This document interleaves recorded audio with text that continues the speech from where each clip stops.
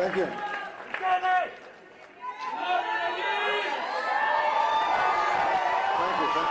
you very much. Gracias, gracias. You're a true leader. Thank you. Gracias, muchas gracias, muchas gracias. Thank you, everyone. Thank you, everyone. Thanks. That's all I see. Thank you. That's all I see. Thank you.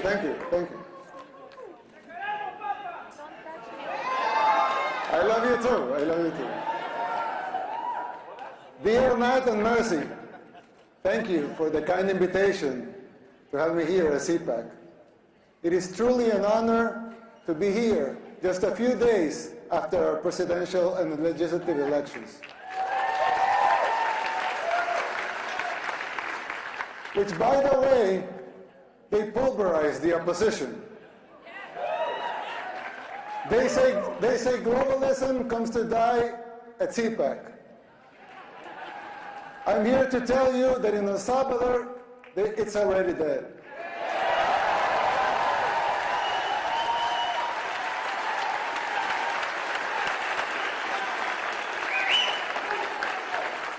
But if you want globalism to die here too, you must be willing to unapologetically fight against everything and everyone that stands for it.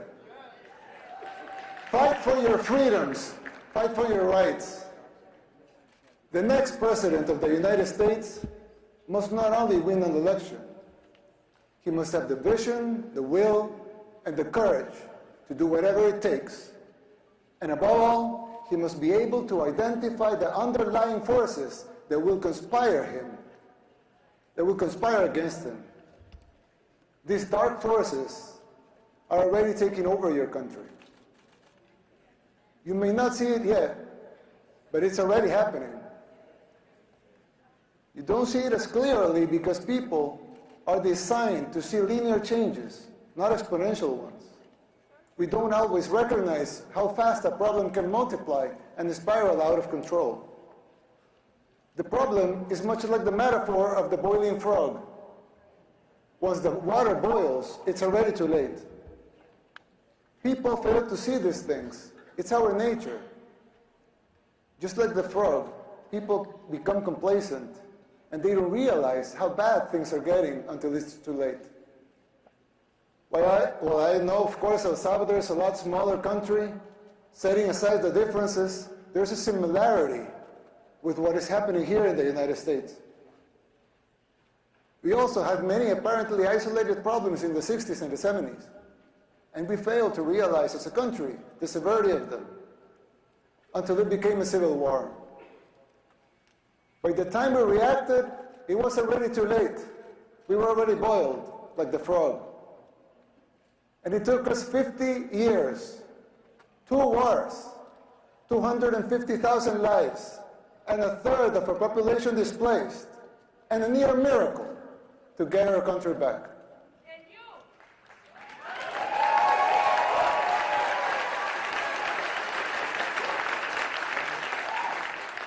As your friend, I want to issue this warning so you don't make the same mistakes we did in the 60s and the 70s.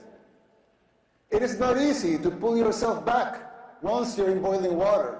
In fact, all the experts said it was impossible. And besides, you don't want to wait 50 years and maybe hope for a miracle to get out of hell. You can still jump before the water boils. Some might say I'm exaggerating, but we can clearly see the signs of a declining society because our own hit rock bottom decades ago. It's like when we see someone getting sick. First, it's maybe just stomachache, or a headache, or a small fever. But if you don't deal with the disease, it will only get worse, and then it may be too late. Even after our first war in El Salvador, we failed again to look into the signs of the second civil war that was coming, the gang war. After 1 million people fled the first war, A lot of them came to live in ghettos here in the United States, where the gangs were formed. When former President Clinton deported a lot of those gang members without telling us they were gang members, they were criminals. They roamed free and recruited young people, thousands of young Salvadorans, to join the gangs. At first, they seemed like petty criminals, but they began to change and transform until they became the unscrupulous terrorists that we know today. Most of them even perform satanic rituals, and this has been well documented. The government back then didn't deal with the disease, nor did the next administration, nor did the ones after that. The disease that had begun with mild symptoms got worse and worse. It became a cancer that seemed incurable. We are already seeing these symptoms in the United States. Big cities in decline, like Baltimore, Portland, New York, just to name a few. Places where crime and drugs have become the daily norm, and even accepted and promoted by the government. How many young people have you lost to the streets of Philadelphia or San Francisco, to fentanyl? Did we see these apocalyptic sights 15, 10, 5 years ago? Can you imagine how it will be in the next 5, 10, or 15 years? The same thing was happening in El Salvador. In the span of less than a decade, gangs took control of all the country and our society. They evolved into a parallel government, controlling elections and even political parties. Every aspect of the daily life of most people was controlled by the gangs.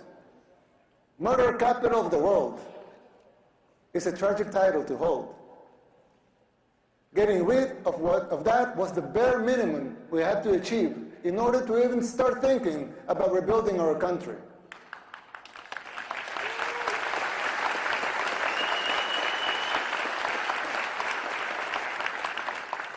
But jumping out of the water when it's already boiling is an almost impossible feat.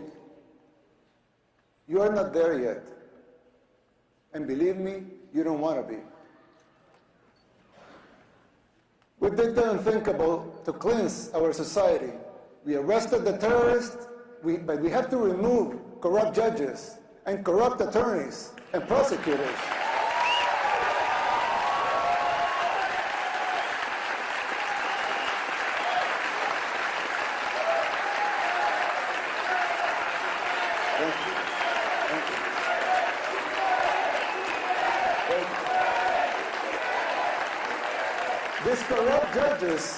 These corrupt judges and prosecutors who are setting the gang members free.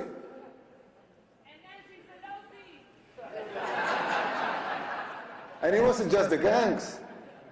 The corrupt system worked in tandem with the so-called international community, the NGOs, and of course the fake news, just like it happens here in the United States. Unelected bureaucrats are trying to instate public policy. Who elected them? They don't have a democratic mandate. If they want a seat in the table, they should run for office. Let the people vote. It will not be a pretty sight for them if the elections are free and fair. I mean, who elected Soros to dictate public policy and laws? Why does he feel entitled to impose his agenda? Let me tell you something. Soros and his cronies hit a brick wall in El Salvador.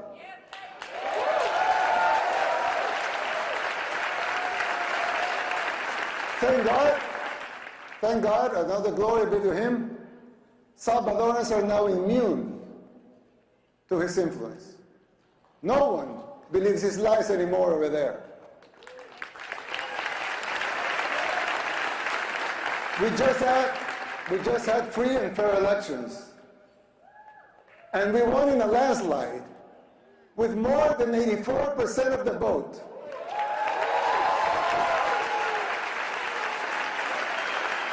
Let that sink in. More than 84% of the people voted to continue our policies. Our victory is unprecedented in the history and modern democracies in the world. They also gave us a supermajority in Congress, more than that, 54 seats out of 60.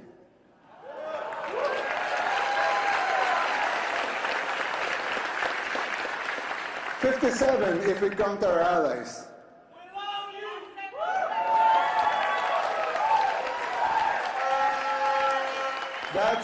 That's 95% of Congress.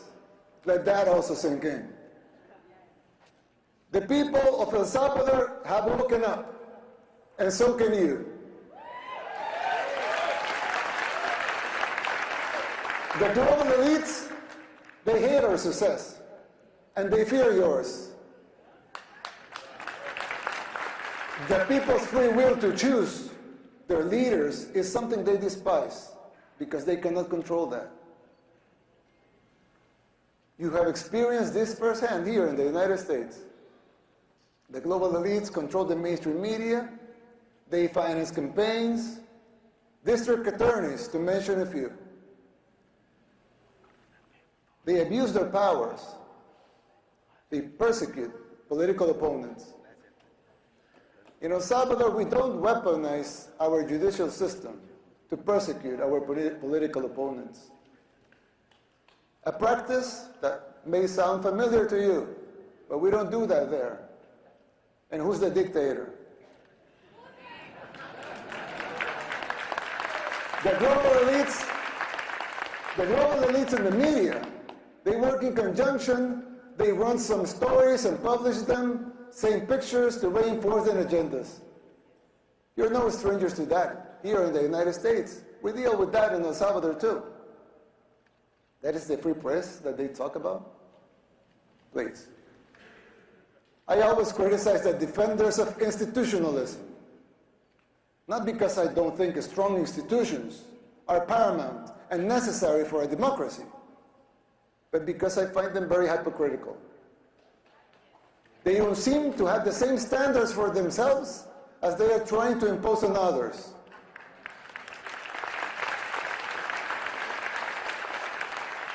But there's yet another component that is more dangerous than a simple double standard. Institutions were created to serve the people, and not the other way around.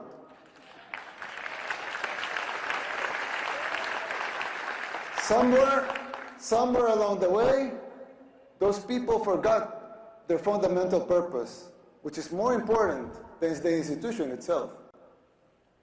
When the judicial system was created, it was created out of the necessity to bring justice. But now, it seems that survival and control of the judges, of the AGs, among others, are paramount. And the need to bring justice is merely a little more than an afterthought. Another example, the police was created to bring law and order. Let them seek law and order then. But now some of them are even afraid to do their job because they fear the consequences for doing it. They should be encouraged to fulfill their foundational roles without fear of repercussions that distract them from their missions.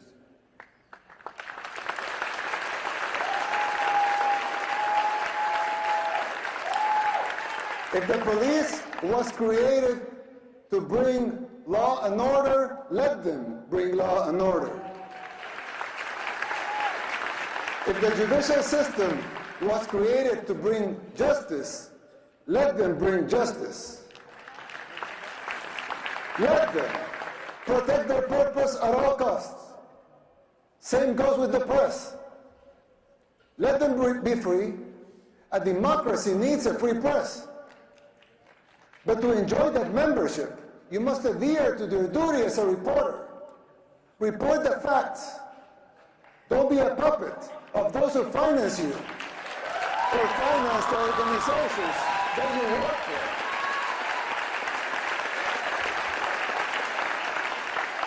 Your freedom of speech will always be protected. We believe in free speech. Every hope everyone here believes in free speech. Your free speech will always be protected. But don't call yourself a journalist if you're just an activist.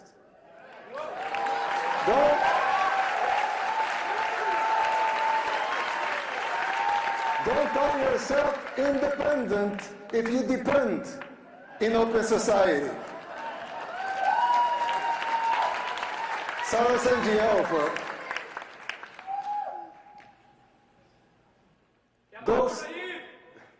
those sacred institutions have morphed away from the reason they were created. We should not defend those institutions for the sake of being institutions. Instead, we should defend the principles that created those institutions in the first place.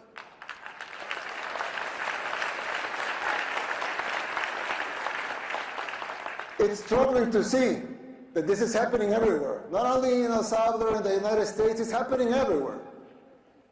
But even here, in the United States, in the most powerful country in the world, even here, it's happening. America should listen to these words, not because the El Salvador model should be replicated here, but because these specific examples apply to any nation that has lost or is losing its way.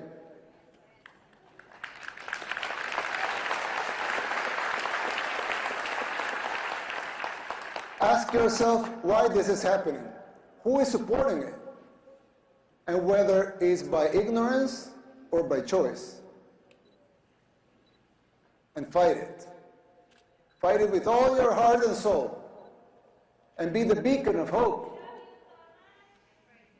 And be the beacon of hope that your founding fathers, with all their faults like every human being has, dreamt for your country.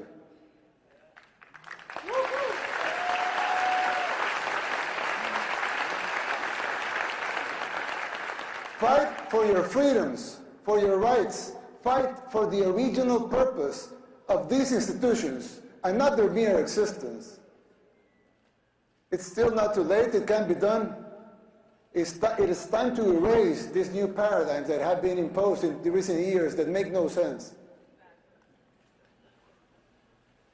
If you just free your minds from those invisible chains, you could do it.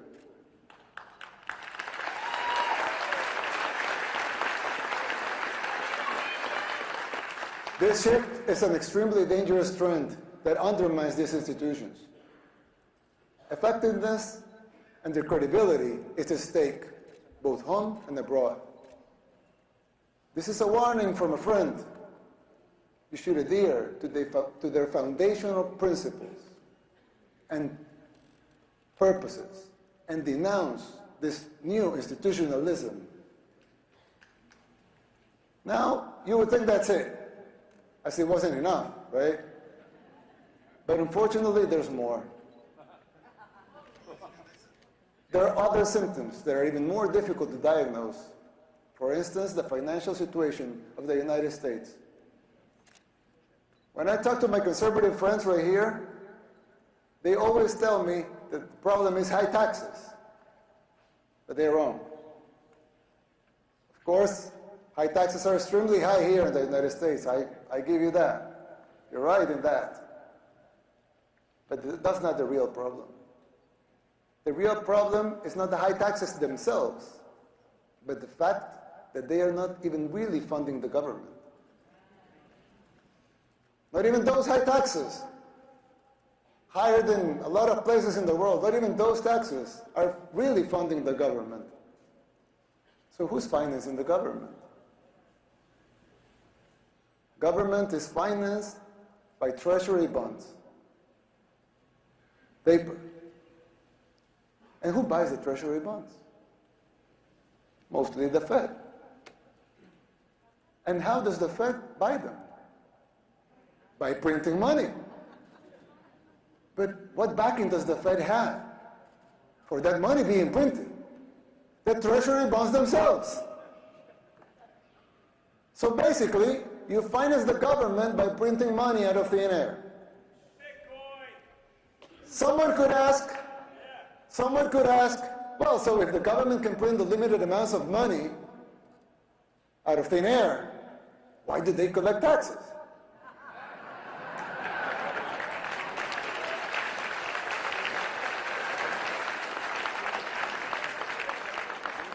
I mean, in theory, it would make sense, right? If they can print unlimited amounts of money, why would they need taxes for?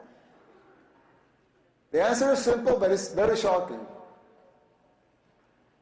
The real problem is that you pay high taxes only to uphold the illusion that you are funding the government, which you are not. It's shocking, but it's true.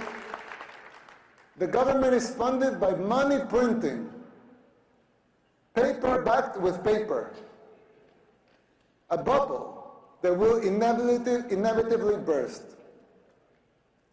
The situation is even worse than it seems, because if most Americans and the rest of the world were to become aware of this farce, confidence in your currency would be lost, the dollar would fall, and the Western civilization with it. If the next president of the United States doesn't make the necessary policies and structural changes, sooner or later that bubble will burst. There's still time. You don't have to make the same mistakes we did in the 60s and the 70s.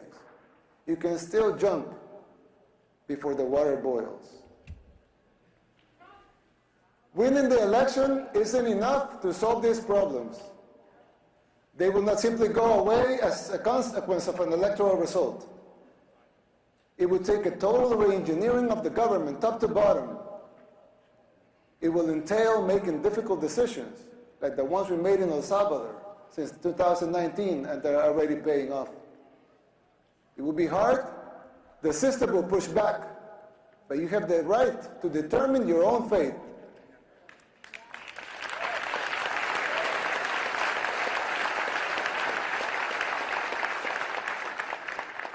Salvador did the same. The decision for the direction of our nation was ours, and it continues to be ours. We didn't tolerate being told what to do. In doing so, we did the unthinkable. Against all adversity, we transformed El Salvador from the most dangerous country in the world to the safest in the Western Hemisphere.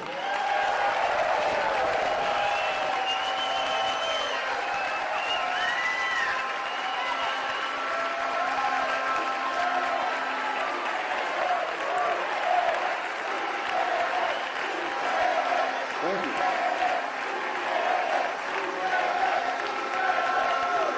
Thank you. We did it by defying the global elites. We told them no more. And that is my message to you. Put up the fight, because it is, in the end, it will be worth it. It has been for us, and you will have your country back. May God bless you. May God bless the people of the United States. May God bless El Salvador and the future of both our nations. Thank you very much.